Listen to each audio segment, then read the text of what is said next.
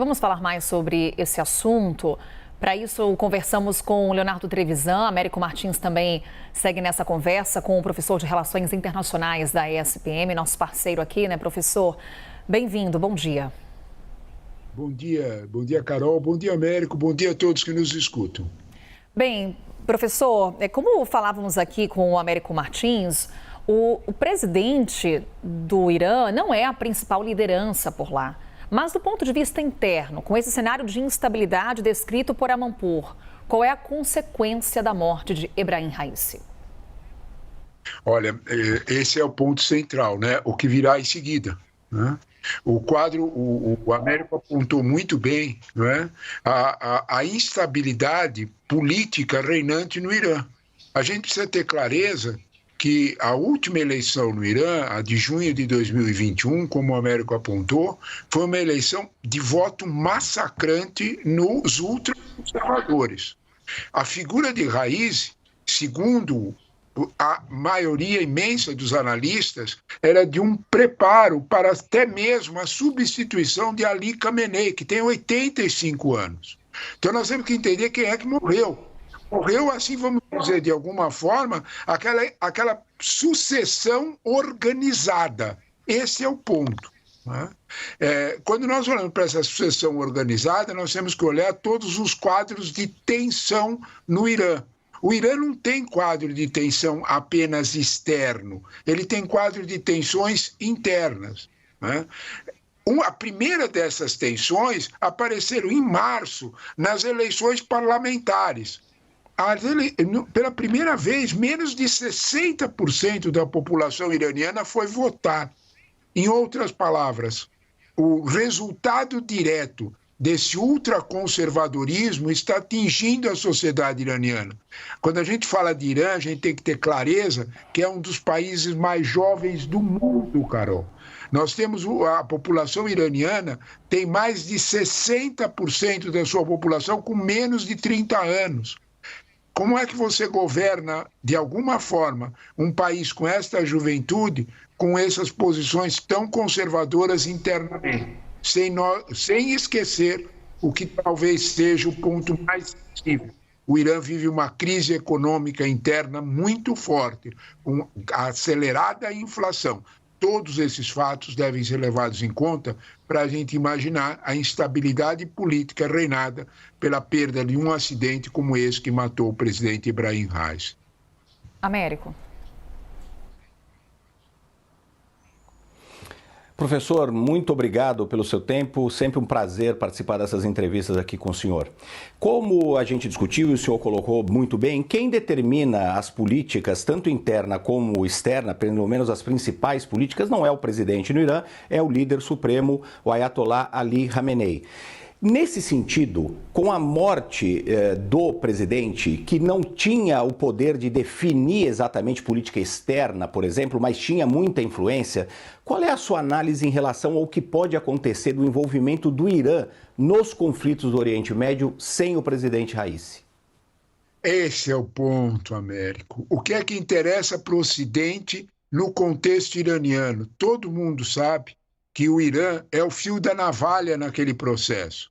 Na verdade, nós não tivemos um escalonamento brutal depois do ataque de 7 de outubro, porque o Irã foi contido. Esse é o ponto. Contido por quem, né? Várias pessoas apontam a importância do aceno da diplomacia americana à diplomacia chinesa para conter o Irã. Conter o Irã da diplomacia chinesa, quem é que continha o Irã? Quem é que dentro do Irã fazia esse papel? Essa lembrança é importante que você fez. Quem fazia esse papel era Ebrahim Raisi, que se apresentava como um conservador ultra radicalizado nos costumes. Nós vamos lembrar sempre da violenta repressão desde setembro de 2022, na morte daquela jovem, 22 anos, Mahsa Amini, que foi vítima da polícia de costumes, ela estava sob custódia do Estado e foi morta. Então, é nesse quadro que depois a repressão disso, Carol, matou mais de 500 pessoas. Nós esquecemos esses dados, né? Então, é um país em ebulição.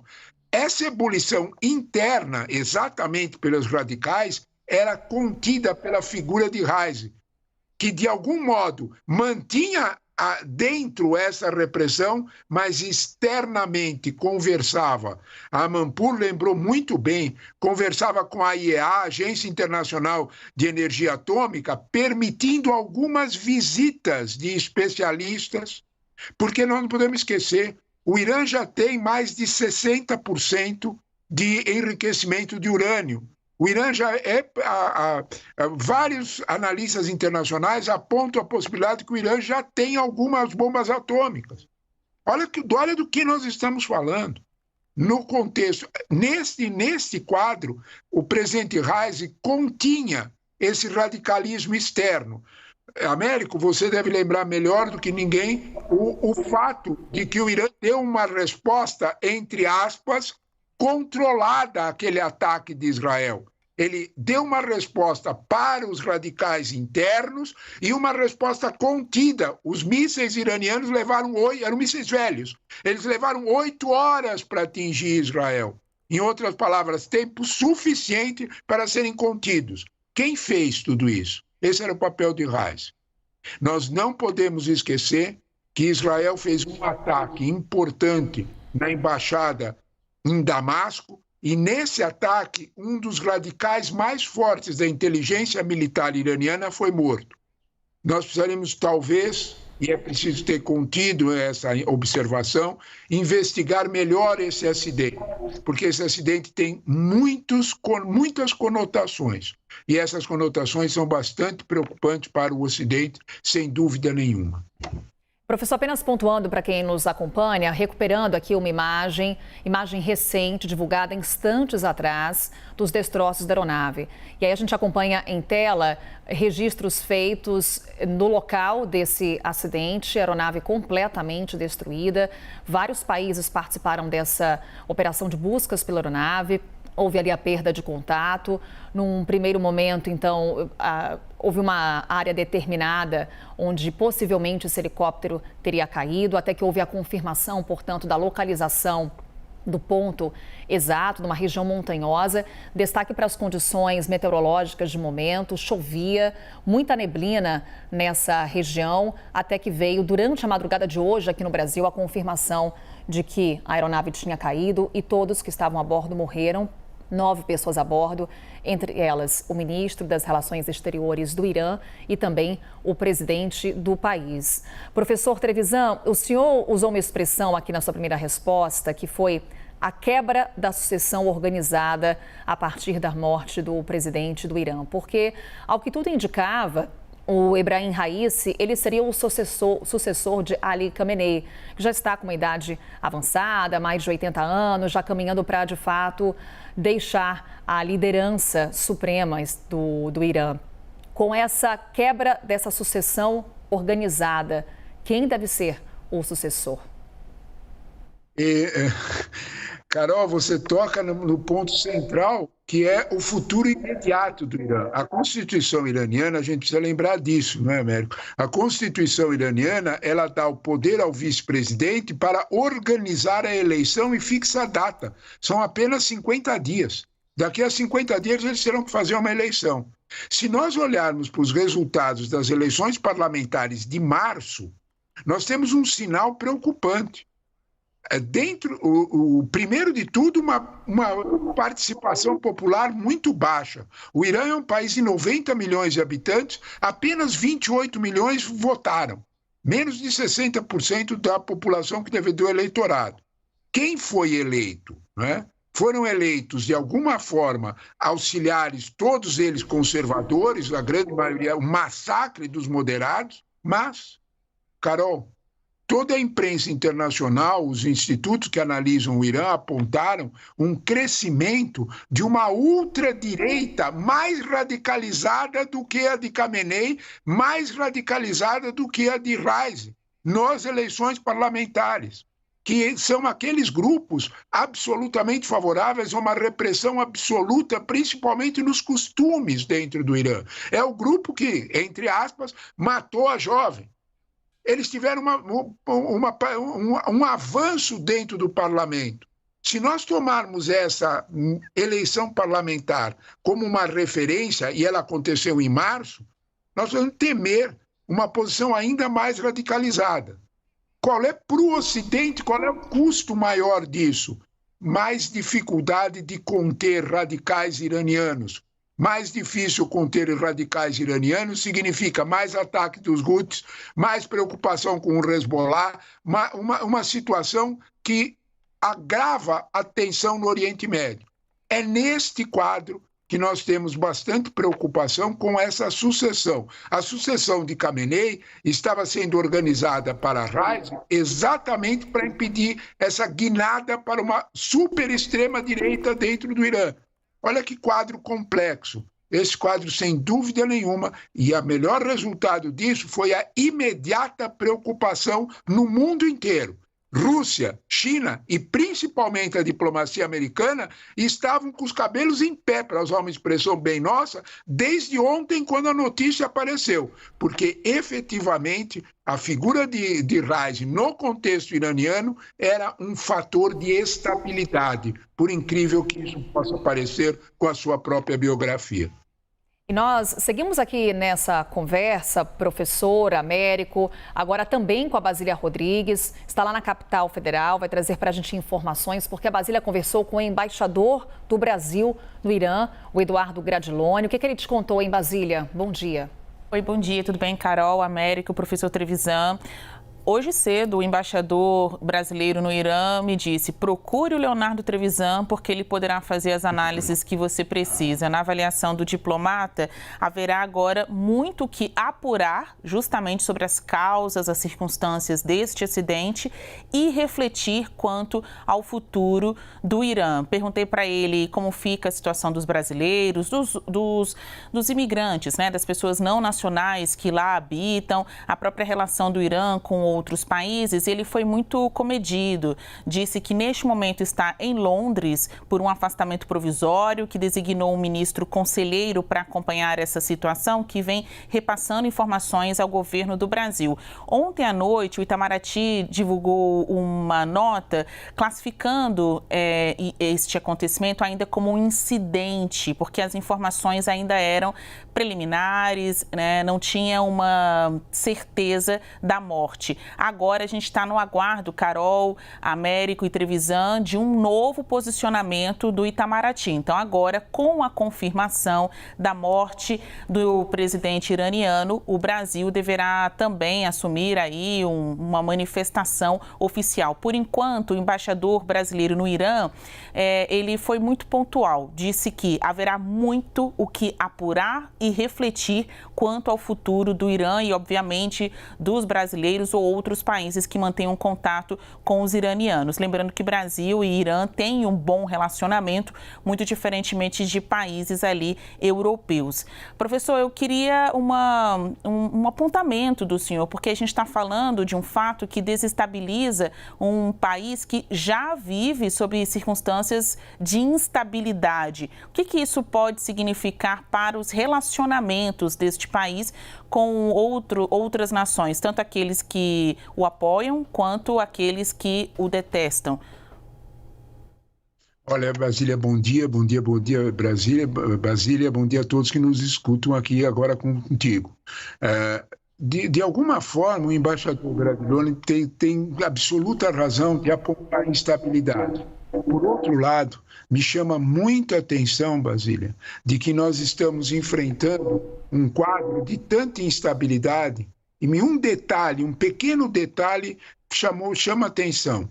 Nas buscas para o helicóptero, um dos grupos que mais ajudou e mandou auxílio militar e auxílio institucional, por incrível que possa parecer, foi a Arábia Saudita. Isto, em termos de mundo islâmico, tem um significado muito alto. É um grupo sunita que manda um grupo de apoio e é recebido pelos iranianos para ajudar nas buscas. Isso tem um sentido. Esse era exatamente o sentido de Raisi. Raisi, de alguma forma, abria espaço para negociações internacionais. Essa morte, de algum modo, pode tumultuar, esta é a palavra exata, esse espaço concedido de negociação. É disso que nós estamos falando. O que é que Reis representava?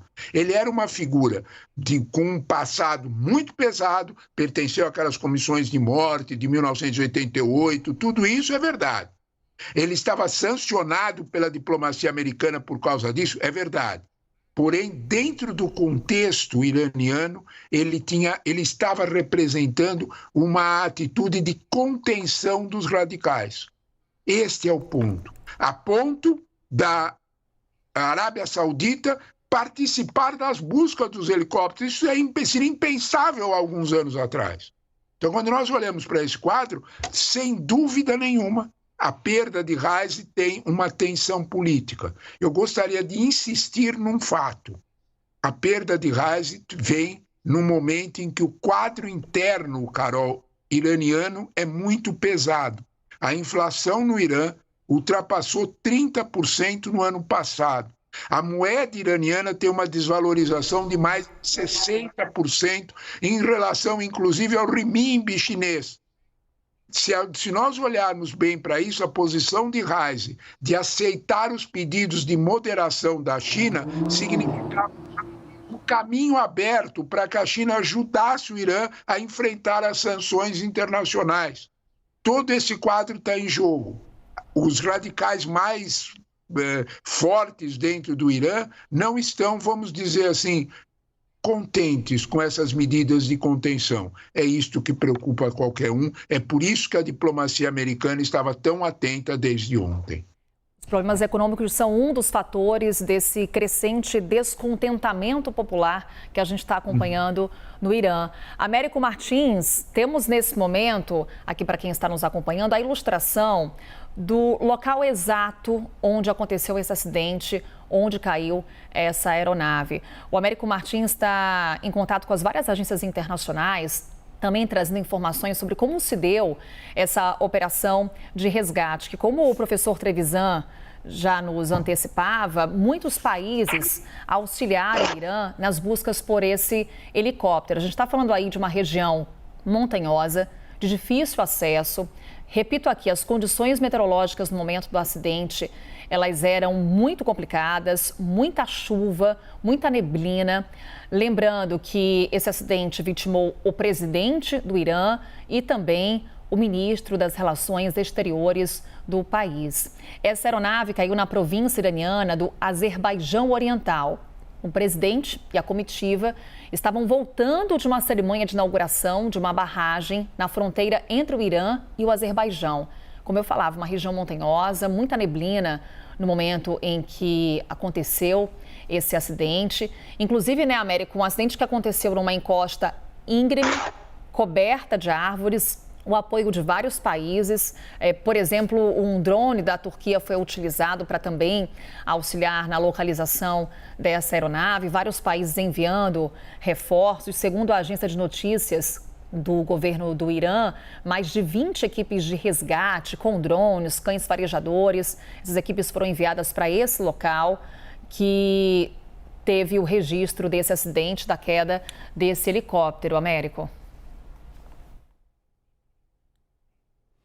Pois é, Carol, uma condição climática que foi muito complicada para o voo dessa aeronave, acabou caindo. A imprensa iraniana continua focada nessa questão do tempo, da temperatura, não acusou ninguém, não temos, curiosamente, até pode ser uma boa pergunta ao professor, não temos curiosamente nenhuma teoria da conspiração, pelo menos até agora, em voga, e nós estamos falando do Oriente Médio, uma região em que a teoria da conspiração acaba virando praticamente realidade.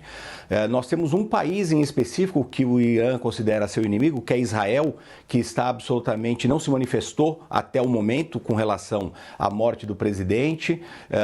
Houve algumas declarações anônimas, vamos dizer assim, de autoridades israelenses para a imprensa de Israel, confirmando que não houve nenhum envolvimento israelense. Israel não teria nada a ganhar com a morte do Raisi, mas costuma ser um país que é apontado sempre para qualquer coisa que dá errado no Irã como responsável por aquilo. Eu queria aproveitar O professor estava falando aqui sobre a questão da Rússia, China, até a Arábia Saudita, que restabeleceu relações com o Irã, muito porque a China ajudou a criar essa ponte entre esses dois grandes rivais, já foram rivais militares, econômicos, geopolíticos, hoje tem essas relações, tanto que a Arábia Saudita foi ajudar a tentar localizar e resgatar o presidente. Infelizmente, todos morreram nessa catástrofe, nessa queda desse avião. Mas eu queria perguntar para o professor Trevisan, que papel o senhor acha que a Rússia, em particular, que hoje vem comprando muitos armamentos do Irã, e também a China, podem jogar dentro desse complexo cenário interno que o senhor descrevia, com uma ascensão dos radicais mais radicalizados, mais ultraconservadores, e o Ali Khamenei tentando ali manter o controle de todos os aspectos do governo. O que China e Rússia, que hoje são os dois principais aliados do Irã, podem ajudar ou não nesse processo de tentar conter radicais e conter a expansão do conflito no Oriente Médio? Essa pergunta é importante, sabe, Américo? Te chamou a atenção a mesma coisa que chamou a atenção para mim, né? A ausência das teorias conspirativas. Né? Nós sabemos que teorias conspirativas, elas são maravilhosas para a gente prestar atenção. O único problema com elas é que elas estão sempre erradas, né? Então, de alguma forma, a gente presta atenção nelas por esta razão. É curioso. Só que estão sempre erradas. Não apareceu nenhuma tão forte. Todos estão silenciosos, dada o grau de tensão que esta situação permite, que essa situação sinaliza. Né? A tua pergunta é essencial. Né? Mais do que nunca, hoje nós estamos vendo uma dupla governança global. É isso que você fala, Américo, que eu acho fundamental que a gente preste atenção. Até uns anos atrás, nós tínhamos quase que exclusivamente essa governança global em torno da figura dos americanos. A figura norte-americana era forte. Hoje o mundo tem vamos dizer desta forma, dois grupos de governança. Um deles, claro, em torno da liderança norte-americana, mas há um segundo, em torno da liderança especialmente chinesa.